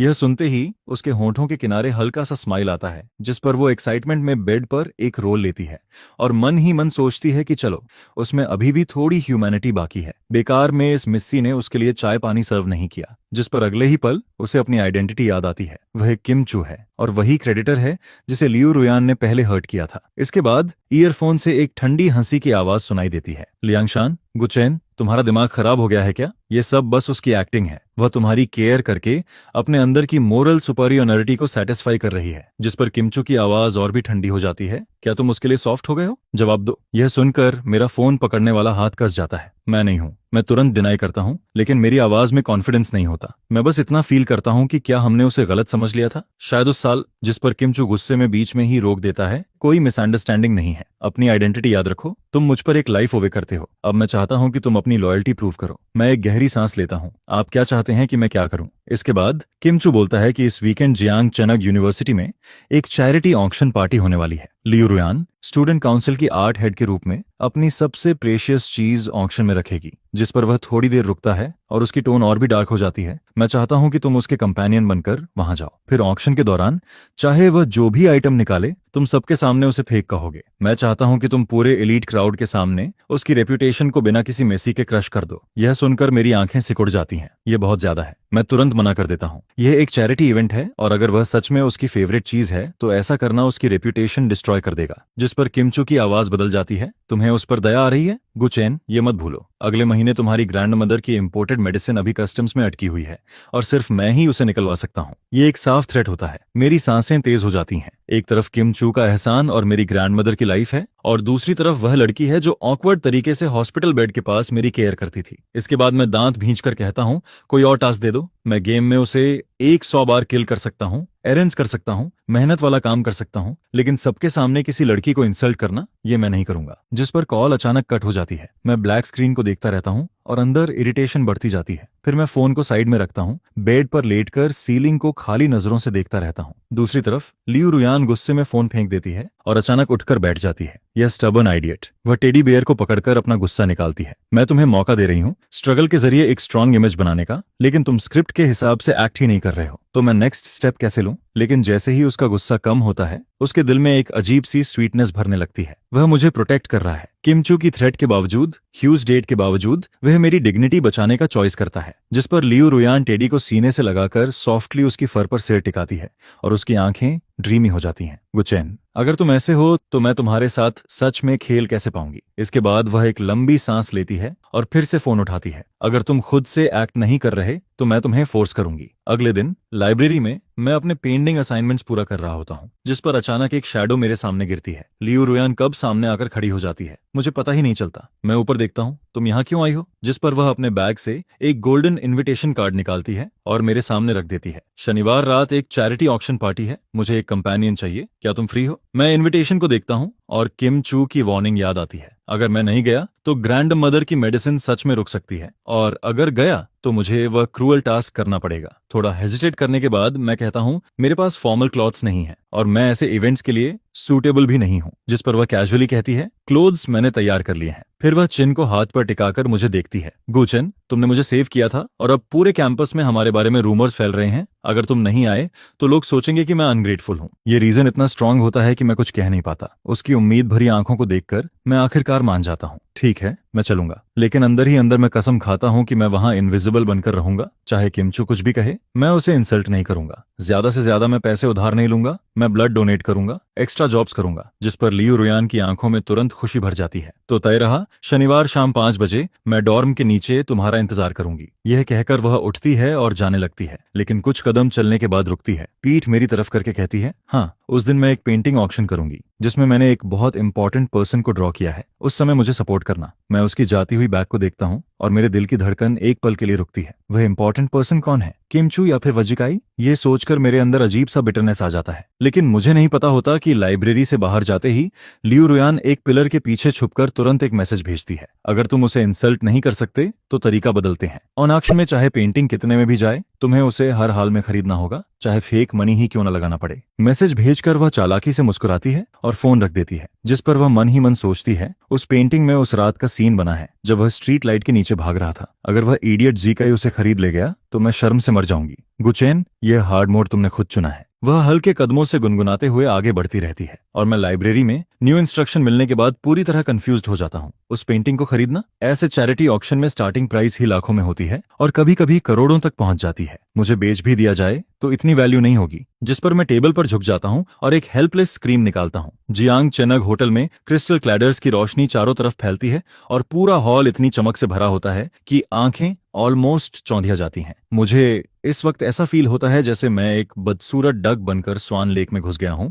जिस पर चारों तरफ जियांग चेनक के बड़े बड़े एलीट लोग खड़े होते हैं और हर एक आदमी जब वाइन ग्लास लेकर मेरे पास से गुजरता है तो उसकी नजरें ऐसे होती हैं जैसे वह किसी प्रोडक्ट की कीमत लगा रहा हो। जिस पर मेरी पॉकेट में रखा फोन वाइब्रेट करता है और मैसेज आता है, सुनो, आज रात की मेन कैरेक्टर लियू रुयान है, लेकिन आज का हंटर तुम हो। ऑक्शन शुरू होने वाला है और चाहे लियू रुयान कोई भी आइटम रखे, वह इडियट जी का जरूर तुम्हारे साथ कम्पीट करेगा। तुम्हारा सिर्फ एक मिशन है, किसी भी हालत में उससे ज्यादा बिड लगानी है और किसी भी कीमत पर जीकाई को जीतने मत देना। ये पढ़ते ही मैं स्क्रीन को घूरता रह जाता हूँ और मेरी उंगलियां सफेद पड़ जाती हैं। बॉस, आप मजाक कर रहे हैं क्या? यहाँ स्टार्टिंग प्राइस ही लाखों में है और मेरे पास तो कार्ड में सिर्फ 7 लाख ही हैं। मैं बिड कैसे करूंगा? जिस पर रिप्लाई आता है, अपनी लाइफ लगाकर बस बोर्ड उठाने की हिम्मत करो, पैसे का इंतजाम मैं कर दूंगा, लेकिन अगर जी का जीत गया तो तुम्हारी ग्रैंडमदर की मेडिसिन कल से बंद हो जाएगी। अब खुद डिसाइड करो। यह सुनकर मैं गहरी सांस लेता हूँ और फोन पॉकेट में डाल देता हूँ। गले में जैसे कुछ अटकता है और यह सफोकेशन मुझे पागल करने लगता है। जिस पर स्टेज से होस्ट की आवाज गूंजती है, डियर गेस्ट्स, आपका स्वागत है जियांग चेनग यूनिवर्सिटी के एनुअल चैरिटी ऑक्शन नाइट में। यह सुनकर मेरे थॉट्स टूट जाते हैं और ऑक्शन ऑफिशियली शुरू हो जाता है। मैं मजबूरी में अपनी सीट पर वापस आता हूँ और मेरी सीट फ्रंट रो में होती है,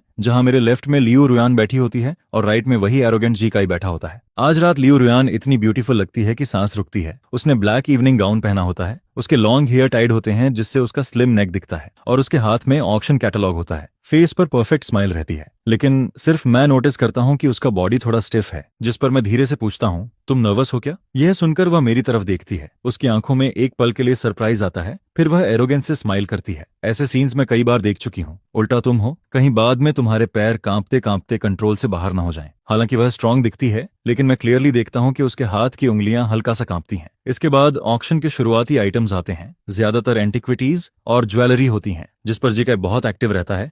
बार बार बोर्ड उठाकर करोड़ों की बिड लगाता है और कई आइटम्स जीत लेता है। और हर बार जीतने के बाद वह मुझे प्रोवोकेट करने वाली नजर से देखता है, जिस पर वह जोर से बोलता है। कुछ लोग बाहर से तो क्लासी लगते हैं, लेकिन पॉकेट में टैक्सी के पैसे भी नहीं होते।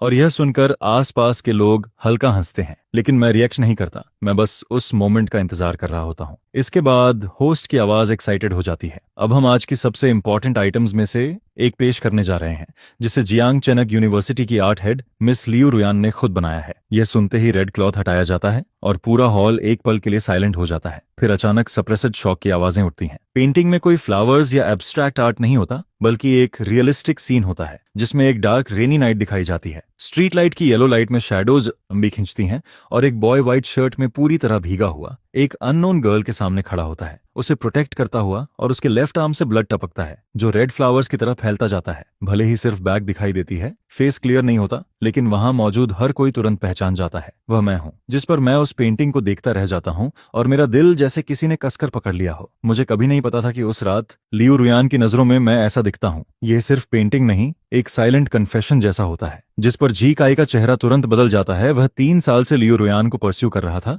लेकिन कभी उसका हाथ भी नहीं पकड़ पाया, और मैं कुछ ही दिनों में उसके लिए इतना इंपॉर्टेंट बन जाता हूं। इसके बाद वह गुस्से में बोर्ड उठाता है 10 मिलियन, और दांत भींचते हुए कहता है कि वह इसे खरीद कर जला देगा, जिस पर एक और आवाज आती है कि इस पेंटिंग की आर्टिस्टिक वैल्यू भी बहुत हाई है और लियू फैमिली की रेप्यूटेशन भी जुड़ी है। फिर जी काई और जोर से बोलता है 50 मिलियन, और पूरे हॉल को घूरता है, जैसे चैलेंज कर रहा हो कि कोई उससे कंपेट ना करे। यह देखकर बाकी लोग धीरे धीरे पीछे हट जाते हैं, क्योंकि कोई भी उससे दुश्मनी नहीं लेना चाहता। होस्ट बोलता है 175 million, first time, second time, और अगर कोई और बिड नहीं करता तो ये पेंटिंग जी काई की हो जाएगी। जिस पर लियू रुयान नीचे बैठी होती है और उसका चेहरा थोड़ा पैल हो जाता है। वो इस पेंटिंग के जरिए अपने फीलिंग्स एक्सप्रेस करना चाहती थी, लेकिन अगर ये जी काई के हाथ में जाकर डिस्ट्रॉय हो गई तो सब खत्म हो जाएगा। वह इंस्टिंक्टिवली मेरी तरफ देखती है, लेकिन मैं स्ट्रेट बैठा रहता हूँ। मेरे हाथ बिल्कुल स्टिल होते हैं, और यह देखकर उसकी आंखों में डिसअपॉइंटमेंट आ जाती है। शायद वह मुझसे कुछ एक्सपेक्ट कर रही थी। लेकिन उसी मोमेंट जब होस्ट हैमर गिराने वाला होता है, मैं अपना बोर्ड उठा देता हूँ 350 मिलियन। मेरी आवाज लाउड नहीं होती, लेकिन पूरे साइलेंट हॉल में थंडर की तरह गूंजती है, जिस पर लियू रुयान शॉक में मेरी तरफ मुड़ती है, और जी काई मुझे ऐसे देखता है जैसे घोस्ट देख लिया हो। वह चिल्लाता है, तू पागल हो गया है क्या? तेरे पास 1 लाख भी है क्या? अगर बिड जीत कर पैसे नहीं दिए तो सीधे जेल जाएगा। मैं उसकी तरफ बिल्कुल ध्यान नहीं देता, बस स्टेज पर रखी उस पेंटिंग को शांत नजरों से देखता रहता हूँ, जिस पर वह मेरी ही बैक होती है। मेरा सेल्फ रिस्पेक्ट होता है, और सबसे ज्यादा मैं यह नहीं चाहता कि लियू रुयान की मेहनत कोई कुचल दे। 2 लाख, जी काई गुस्से में तुरंत प्राइस बढ़ाता है, जिस पर मैं पीछे नहीं हटता। 2,10,000, 3 लाख, वह चिल्लाता है 3,10,000। मैं बिना एक्सप्रेशन बदले बोल देता हूँ, जैसे यह पैसे नहीं बल्कि बस नंबर्स हों, जिस पर पूरा हॉल शोर करने लगता है। क्या यह गरीब लड़का पागल हो गया है? जेलसी में अपनी लाइफ तक दांव पर लगा रहा है? यही प्यार की ताकत है क्या? थोड़ा स्टूपिड है, लेकिन फिर भी थोड़ा इमोशनल लग रहा है। जी का इतना गुस्सा हो जाता है कि उसका पूरा शरीर कांपने लगता है। 3 लाख उसके लिए भी छोटी रकम नहीं होती, और सबसे बड़ी बात यह कि यह पेंटिंग उसके राइवल की है। इसे खरीदकर क्या वह खुद को टॉर्चर करेगा? लेकिन वह हार नहीं सकता, क्योंकि रिस्पेक्ट चली गई तो सब खत्म हो जाएगा। जिस पर वह दहाड़ता है 4 लाख, गुड चेन। मैं देखता हूं तुम कहां से लाते हो इतना पैसा। बाद में पेमेंट के वक्त मेरे सामने मत गिड़गिड़ाना। मेरे हाथों में ठंडा पसीना आ जाता है। यह अमाउंट पहले के डेट के साथ मिलकर लगभग 1 मिलियन के पास पहुंचता है, और मुझे लगता है जैसे मेरी सोल कांप रही है। फोन अब तक साइलेंट होता है। किम चू की तरफ से कोई मनी ट्रांसफर नहीं आता, कोई नोटिफिकेशन नहीं आता, और ये पूरा गेम मेरी लाइफ पर खेला जा रहा होता है। जिस पर मैं एक बार लियू रुयान की तरफ देखता हूँ। वह मुझे एक बहुत कॉम्प्लेक्स नजर से देख रही होती है, जिसमें शॉक, वरी और एक अजीब सा फीलिंग होता है जिसे मैं समझ नहीं पाता। इसके बाद मैं फिर से बोर्ड उठाता हूँ। मेरी आवाज भारी होती है लेकिन फर्म रहती है। 5 लाख। ये सुनते ही पूरा हॉल एक्सप्लोड हो जाता है। जी काय का मुंह खुला रह जाता है, और आखिर में वह गुस्से में बोर्ड फेंक देता है। बहुत अच्छा, 5 लाख देकर एक बेकार पेंटिंग खरीद। अब देखता हूं तू इसे कैसे हैंडल करेगा। गार्ड्स, इसे नजर में रखना, कहीं भाग न जाए। होस्ट की आवाज एक्साइटमेंट में कांपती है। 1,75,00,000, first time, second time, third time, sold. जिस पर हैमर की आवाज पड़ते ही मेरी सारी ताकत खत्म हो जाती है और मैं चेयर पर गिर जाता हूँ। सब खत्म हो गया। इतना पैसा चाहे मैं खुद को बेच दूं, ऑर्गन बेच दूं,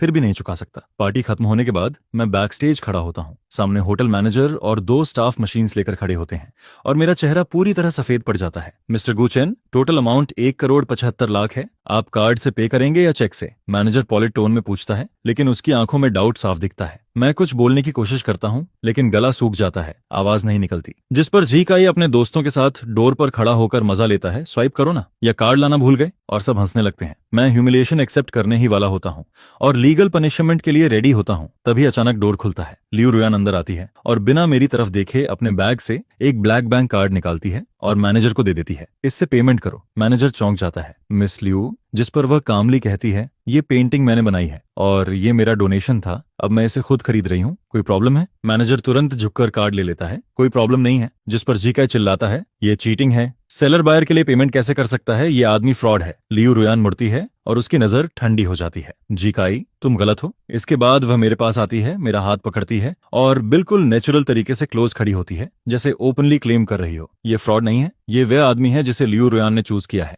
1,75,00,000 क्या चीज है? अगर ये पूरा होटल भी मांग ले तो मैं उसे भी खरीद दूंगी। कोई प्रॉब्लम है? जिस पर पूरा हॉल साइलेंट हो जाता है। जीकाई का चेहरा हरा से सफेद हो जाता है और वह आखिरकार पीछे हटकर चला जाता है। मैं वहीं खड़ा रह जाता हूँ, उसके हाथ की सॉफ्टनेस फील करता हूँ और दिमाग खाली हो जाता है। बस उसके वर्ड्स गूंजते रहते हैं। यह वह आदमी है जिसे मैंने चूज किया है। स्टाफ के जाने के बाद रूम में सिर्फ हम दोनों रह जाते हैं, जिस पर वह मेरा हाथ छोड़ देती है और उसकी क्वीन जैसी ऑरा तुरंत गायब हो जाती है और फेस पर साफ पेन दिखता है। 1,75,00,000 था यह। वह चेस्ट पकड़कर मुझे घूरती है। गुचैन, तुम सच में पैसे उड़ाने वाले हो। पता है इतने पैसों में कितने बैग्स आ जाते? मैं उसे देखता हूँ और अचानक मेरी टेंशन गायब हो जाती है और पता नहीं क्यों मैं हंस पड़ता हूँ। हंस क्या रहे हो? वह मुझे पिंच करती है। ये पैसा लोन है, बाद में काम करके इंटरेस्ट के साथ चुकाना पड़ेगा। मैं सीरियस होकर सिर हिलाता हूँ। ठीक है, पूरी लाइफ तुम्हारे लिए काम करूंगा। जिस पर वह एक पल के लिए फ्रीज हो जाती है और उसके गाल हल्के लाल हो जाते हैं। फिर वह नजरें चुरा लेती हैं। किसने कहा पूरी लाइफ के लिए? तुम खुद ही बोल रहे हो। इसके बाद वह टेबल से पैक्ड पेंटिंग उठाती है और धीमी आवाज में कहती है, चलो मुझे घर छोड़ दो, बाहर शायद बारिश हो रही है। मैं चुपचाप उसके पीछे चलने लगता हूँ, जिस पर फोन वाइब्रेट करता है।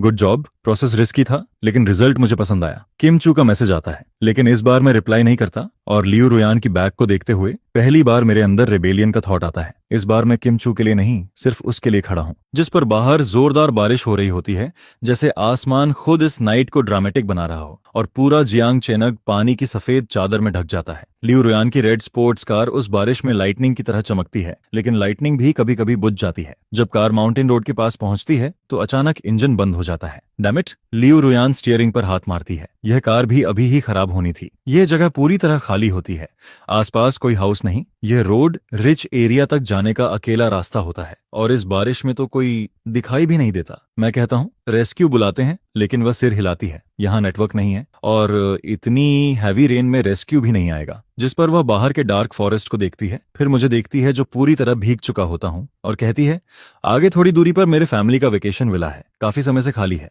लेकिन शायद वहाँ इलेक्ट्रिसिटी और हॉट वाटर अभी भी हो, चलो वहीं चलते हैं। तो ऐसे ही दोनों तेज बारिश और तूफान में फंसते हुए भागते हैं, जिस पर बेहद मुश्किल हालत में वो एक यूरोपियन स्टाइल की बड़ी सी विला में घुसते हैं जो जंगल के अंदर छिपी होती है। जैसे ही वो दरवाजे के अंदर कदम रखते हैं, दुनिया अचानक शांत हो जाती है। अंदर थोड़ा सा सीलन और नमी फील होती है, लेकिन पूरी विला अभी भी काफी लग्जूरियस लगती है। जिस पर लियो न्यूयन आराम से जाकर मेन स्विच ऑन करती है और अचानक क्रिस्टल चैंडेलियर चमक उठता है, जिसकी वार्म येलो लाइट पूरे ठंडे माहौल को दूर करती है। वह इशारा करते हुए कहती है कि सेकंड फ्लोर पर बाथरूम है, लेफ्ट वाला नाम के लिए है और राइट वाला मेरे लिए है, और कप बोर्ड में बाथरूम रखा है। वह अपने भीगे हुए कपड़ों से पानी टपकाते हुए कमांड देती है कि जल्दी जाकर हॉट वाटर से नहा लो, नहीं तो वॉन्ड इन्फेक्शन हो सकता है। इसके बाद करीब आधे घंटे में लिविंग रूम में फायरप्लेस जल जाती है और आग की लपटें क्रैकलिंग साउंड के साथ जलती रहती हैं। मैं एक लूज व्हाइट बॉथरोब पहनकर नीचे आता हूँ, जिस पर लियो न्यूयेन पहले से नहाकर कारपेट पर बैठी होती है। वह सिल्क नाइट ड्रेस में होती है और हाथ में 2 वाइन ग्लासेस और एक रेड वाइन बॉटल पकड़े रहती है, जिस पर वह हल्का सा ग्लास घुमाते हुए कहती है, एक ड्रिंक साथ में लेते हैं। और उसकी आंखें डिम लाइट में थोड़ी ड्रीमी लगती हैं। मैं थोड़ा हेजिटेट करता हूँ, फिर जाकर उसके सामने बैठ जाता हूँ। वह बताती है कि ये वाइन उसने वाइन कैबिनेट से मिली है और ये 1982 की रेयर वाइन है। वह मेरे लिए एक ग्लास भरते हुए कहती है कि इसका एक सिप भी लाखों का होता है और आज मैं काफी लकी हूँ। मैं ग्लास उठाकर एक सिप लेता हूँ। टेस्ट थोड़ा बिटर लगता है, लेकिन उसकी स्वीटनेस काफी देर तक बनी रहती है। बाहर थंडर गूंज रहा होता है और बारिश तेजी से ग्लास विंडो पर गिरती रहती है। अंदर फायरप्लेस की वार्मथ और वाइन की खुशबू पूरे माहौल को कोजी बना देती है, जिस पर ऐसा प्राइवेट एनवायरनमेंट इमोशंस को इजीली ट्रिगर करता है और इंसान अपनी गार्ड छोड़ने लगता है। इसके बाद कुछ ड्रिंक्स के बाद लियू न्यूयेन के चीक्स हल्के रेड हो जाते हैं और वह अब वो एरोगेंट रिच लेडी नहीं लगती, बल्कि एक सिंपल गर्ल की तरह लगती है जो दिल की बात शेयर करना चाहती है। वह मुझे थोड़ी ब्लर्ड आई से देखती है और पूछती है कि आज ऑक्शन में मैंने 1.75 बिलियन क्यों बिड किया, जबकि मुझे पता था कि मैं अफोर्ड नहीं कर सकता। जिस पर मेरा हाथ ग्लास पर कस जाता है, क्योंकि ये सवाल काफी डेंजरस होता है। सच बोलूं तो ये किम चू का ऑर्डर था और झूठ बोलूं तो अपनी रिस्पेक्ट बचानी थी, लेकिन उसकी साफ आंखों को देखकर मैं न झूठ बोल पाता हूं और न ही वो हार्श ट्रुथ बताना चाहता हूं। मैं नीचे वाइन को देखते हुए कहता हूं कि उस पेंटिंग में मैं खुद को बहुत ब्रेव देखता हूं और मैं खुद को खरीदना चाहता था, एक ऐसा इंसान जो उसे प्रोटेक्ट कर सके। जिस पर लियो न्यूयन शॉक हो जाती है, क्योंकि उसने ऐसा आंसर एक्सपेक्ट नहीं किया होता और ये सिंपल वर्ड्स उसके दिल को छू जाते हैं। वह अंदर ही अंदर सोचती है कि शायद वो सच में फॉल हो रही है और क्या मैं उसे टीज कर रहा हूं, लेकिन मेरी आईज पूरी सिंसियरिटी दिखाती हैं। इसके बाद वह थोड़ा आगे झुकती है और पूछती है कि क्या मुझे उस पेंटिंग का असली नाम पता है। मैं इंस्टिंक्टिवली पीछे हटने की कोशिश करता हूं, लेकिन पीछे सोफा होने की वजह से रुक जाता हूं और कहता हूं कि उसका नाम प्रोटेक्टर है, जैसा होस्ट ने बताया था। जिस पर वह हल्का सा हंसती है और मेरी चेस्ट को फिंगर से टच करते हुए सर्कल्स बनाती है और कहती है कि वो नाम फेक था, असली नाम प्रे है। ये सुनकर मैं पूरी तरह स्टिफ हो जाता हूं और दिमाग में सवाल चलता है कि प्रे कौन है और हंटर कौन। लियू न्यूयेन मेरे रिएक्शन को देखकर अंदर ही अंदर एंजॉय करती है और नशे में वो आखिरकार वो सवाल पूछ लेती है जो काफी समय से उसके मन में होता है। वह कहती है कि मुझे सच सच जवाब देना होगा, वरना वो मुझे बाहर बारिश में फेंक देगी, और फिर पूछती है कि अगर वो रिच नहीं होती, अगर हॉस्पिटल केयर और पैसे कुछ भी नहीं होता, तो क्या मैं उस रात उसे बचाता। जिस पर मैं उसकी आंखों में जलती हुई रिफ्लेक्शन को देखता हूं और याद करता हूं कि किम चू का मिशन मिलने से पहले ही यूनिवर्सिटी इवेंट में मैंने उसे स्टेज के कोने में बैले प्रैक्टिस करते हुए देखा था और तभी से वो मेरे दिमाग में बस गई थी। मैं फॉर्मली जवाब देता हूं कि चाहे वो कोई भी हो, रिच हो या नहीं, अगर वो वही है तो मैं उसे हमेशा बचाता। जिस पर उसकी सांस रुक जाती है, क्योंकि उसने बहुत लोगों को देखा है और उनकी फेक बातें सुनी हैं, लेकिन वो सच्चाई पहचान सकती है। मेरी आंखों में कोई इंप्यूरिटी नहीं होती, जिस पर उसके अंदर एक स्ट्रॉन्ग इमोशन उठता है। इसके बाद वह खुद को कंट्रोल नहीं कर पाती और मुझे इडियट कहकर अचानक मेरी कॉलर पकड़कर मुझे अपनी तरफ खींचती है, जिस पर मेरा दिमाग ब्लैंक हो जाता है। और तभी उसी मोमेंट पर फोन की लाउड रिंगटोन उस माहौल को तोड़ देती है और दोनों तुरंत अलग हो जाते हैं, जैसे इलेक्ट्रिक शॉक लगा हो। लियू न्यूयेन जल्दी से फोन उठाती है और देखती है कि बैटरी लो वार्निंग आ रही है, जिस पर उसे याद आता है कि यही फोन किम चू आइडेंटिटी के लिए यूज हो रहा है और अगर ये बंद हो गया तो सब एक्सपोज हो सकता है। वह तुरंत हाफ सोबर हो जाती है और कहती है कि वो वॉशरूम जा रही है और जल्दी से ऊपर चली जाती है। मैं अपने लिप्स को टच करता हूँ, जैसे अभी भी उसकी वार्मथ महसूस हो रही हो, और धीरे से बोलता हूँ कि बस थोड़ा सा और, जिसमें रिग्रेट भी होता है और थोड़ी रिलीफ भी। वहीं दूसरी तरफ लियो न्यूयन वॉशरूम में जाकर दरवाजे से टिककर तेज सांस लेती है और खुद से कहती है कि वो ऑलमोस्ट किस करने वाली थी। वह मिरर में खुद को देखती है, जहां उसका चेहरा पूरी तरह रेड हो रहा होता है, और खुद को डांटती है कि वो यहां उसे टीज करने आई थी, लेकिन खुद ही कंट्रोल खोने लगी। इसके बाद वह फोन चार्ज पर लगाती है और थोड़ा काम होने के बाद उसका प्लेफुल नेचर फिर से जागता है। वह सोचती है कि रियल लाइफ में किस नहीं कर पाई तो ऑनलाइन उसे टीज करेगी। जिस पर वह किम चू अकाउंट से मुझे मैसेज भेजती है कि हम दोनों एक ही रूम में हैं और अगर मैंने लियू न्यूयेन को टच किया तो वो मेरे हाथ तोड़ देगी। मैं नीचे मैसेज पढ़कर बस हेल्पलेस स्माइल करता रहता हूँ, जिस पर मैं तुरंत रिप्लाई करता हूँ, बॉस आप ज्यादा सोच रही हैं, मैं ऐसा कैसे कर सकता हूँ। मैसेज भेजने के बाद मैं ऊपर सेकंड फ्लोर के उस बंद दरवाजे की तरफ देखता रहता हूँ और सच कहूं तो हिम्मत नहीं है, लेकिन अभी कुछ देर पहले मैं सच में उसे किस करना चाहता था। उस बारिश भरी रात के उस अधूरे किस के बाद मेरे और लियो न्यूयन के बीच एक अजीब सी साइलेंस आ जाती है। बाहर से देखें तो हम दोनों एक ऑफिशियल कपल की तरह लगते हैं, जिसे पूरा कॉलेज एक्सेप्ट करता है। लियो न्यूयन अब उस रेड लग्जरी कार में नहीं बैठती, बल्कि धीरे धीरे मेरी पुरानी रिपेयर्ड बाइकल के पीछे बैठने की आदत डाल लेती है, हाथ में 7 रुपए वाली आइसक्रीम पकड़े और एक नॉर्मल केयर फ्री गर्ल की तरह हंसती रहती है। जिस पर मैं भी पहले जैसा नहीं रहता, अब सिर्फ ड्राई ब्रेड खाने वाला गरीब लड़का नहीं, बल्कि मेरे लिप्स पर अक्सर एक सॉफ्ट स्माइल रहती है,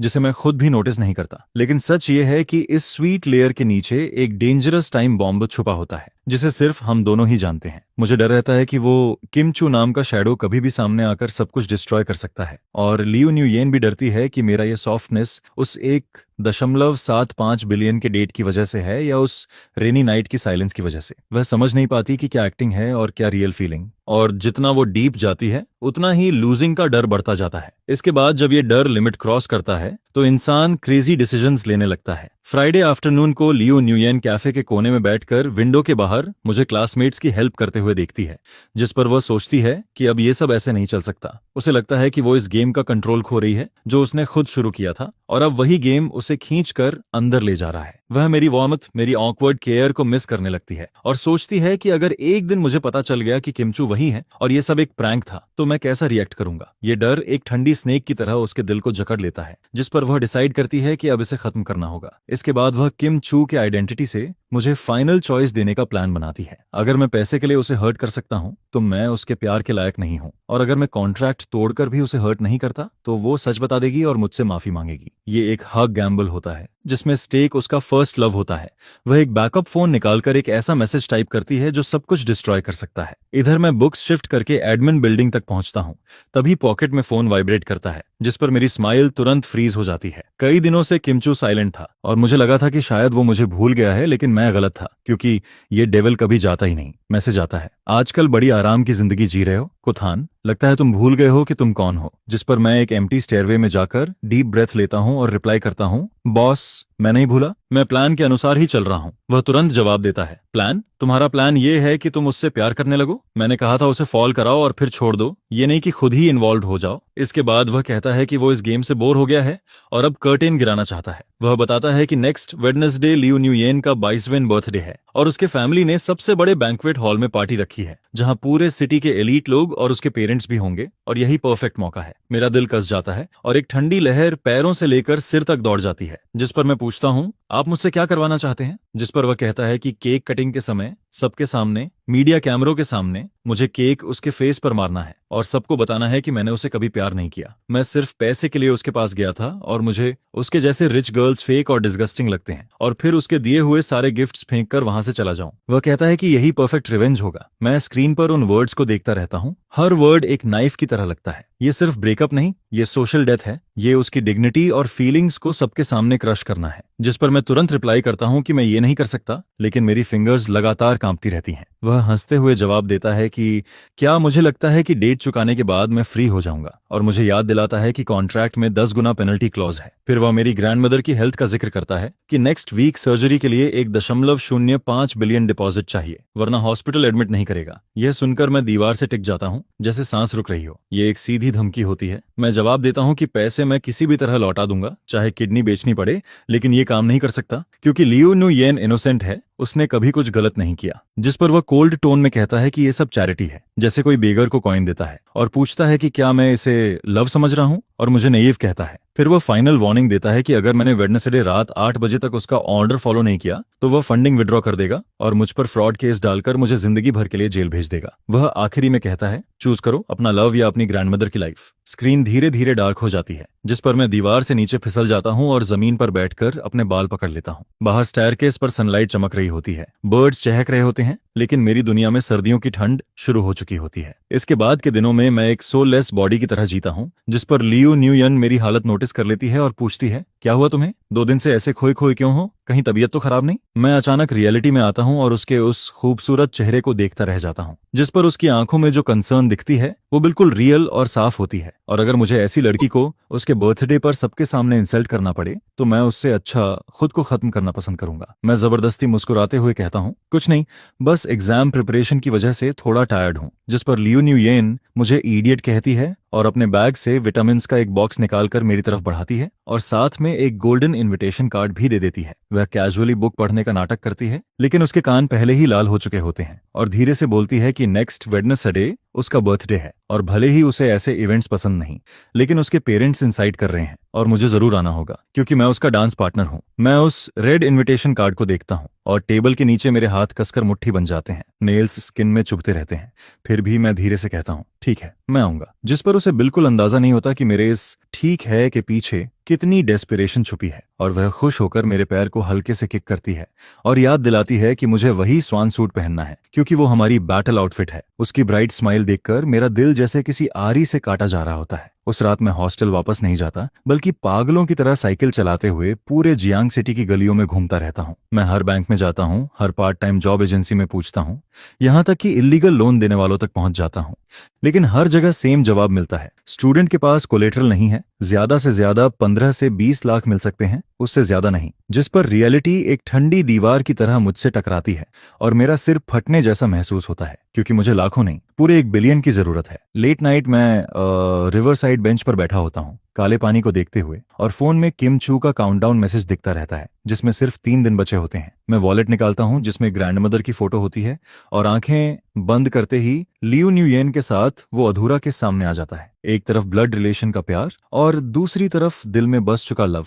जिस पर मैं आसमान की तरफ देखकर सोचता हूं कि आखिर मेरे साथ ही ऐसा क्यों हो रहा है। तभी अचानक फोन बजता है। सिटी हॉस्पिटल से कॉल आता है और आवाज आती है कि मेरी ग्रैंडमदर को एक्यूट हार्ट फेलियर हुआ है और तुरंत सर्जरी करनी होगी वरना देर हो जाएगी। यह सुनते ही मेरी दुनिया टूट जाती है। हॉस्पिटल कॉरिडोर हमेशा की तरह ठंडा और डरावना लगता है। इमरजेंसी रूम के बाहर रेड लाइट जल रही होती है और डॉक्टर मुझे क्रिटिकल कंडीशन रिपोर्ट और पेमेंट स्लिप पकड़ाते हुए कहता है कि तुरंत सर्जरी करनी होगी, 300 मिलियन डिपॉजिट अभी देना होगा और आगे 200 मिलियन और लगेंगे। मैं उस बिल को पकड़कर खड़ा रहता हूँ। कुछ कागज होते हैं लेकिन उनका वेट हजारों किलो जैसा लगता है और मेरे अकाउंट में सिर्फ 20 लाख होते हैं जो कुछ भी नहीं है। मैं बिलिंग काउंटर के सामने खड़ा होता हूँ और रेड डिस्प्ले स्क्रीन को देखते हुए दुनिया घूमती हुई लगती है। कानों में आवाज गूंजती रहती है। तभी फोन फिर वाइब्रेट करता है और मैसेज आता है कि मेरी ग्रैंडमदर आईसीयू में है और सरकास्टिकली पूछा जाता है कि क्या मैं 300 मिलियन अरेंज कर सकता हूं, जिस पर मेरी आंखें लाल हो जाती हैं और मैं तुरंत कॉल बैक करता हूं और कनेक्ट होते ही जानवर की तरह चिल्लाता हूं कि क्या वो पागल है, मेरी ग्रैंडमदर ठीक थी, अचानक ये सब कैसे हो गया। दूसरी तरफ लियो न्यूयेन शॉक हो जाती है क्योंकि वह सच में सिर्फ लोकेशन ट्रैक कर रही थी और हॉस्पिटल से इन्फो मिली थी लेकिन उसने कुछ नहीं किया था। वह गुस्से में कहती है कि क्या मैं पागल हो गया हूं, क्या वो मेरी ग्रैंडमदर को मारना चाहेगी, और फिर कोल्ड टोन में कहती है कि ये सब फेट है और अब मुझे चूज करना होगा। वह साफ कहती है कि पैसे तैयार हैं, बस मुझे वेडनेसडे नाइट पार्टी में उसका प्लान फॉलो करना होगा और 300 मिलियन तुरंत ट्रांसफर हो जाएंगे, जिस पर मैं गुस्से में मना कर देता हूं और कहता हूं कि मैं खुद पैसे कमाऊंगा, चाहे कुछ भी करना पड़े, लेकिन इस तरह किसी को हर्ट नहीं कर सकता। वह मॉकिंग टोन में पूछती है कि मैं पैसे कैसे कमाऊंगा, मजदूरी करके, डिलीवरी करके या ब्लड बेचकर, और कहती है कि सिर्फ वही मेरी ग्रैंडमदर को बचा सकती है। फिर आखिरी बार कहती है कि बस केक फेस पर फेंकना है और मेरी ग्रैंडमदर बच जाएगी। कितना इजी डील है, लेकिन मैं जोर से चिल्लाता हूं कि मैं ये नहीं करूंगा और कॉल कट कर देता हूं। इसके बाद मैं हॉस्पिटल से बाहर भागता हूं और तेज बारिश में भीगता हुआ खड़ा रहता हूं। ठंडा पानी पूरे शरीर को भिगो देता है और मेरी आखिरी बची हुई सैनिटी भी खत्म होने लगती है। मैं सोचता हूं कि किम चू की बात मानकर मैं लियो न्यूयन की जिंदगी बर्बाद नहीं कर सकता, लेकिन अपनी ग्रैंडमदर को मरते हुए भी नहीं देख सकता, जिस पर मैं डिसाइड करता हूं कि चाहे चोरी करनी पड़े,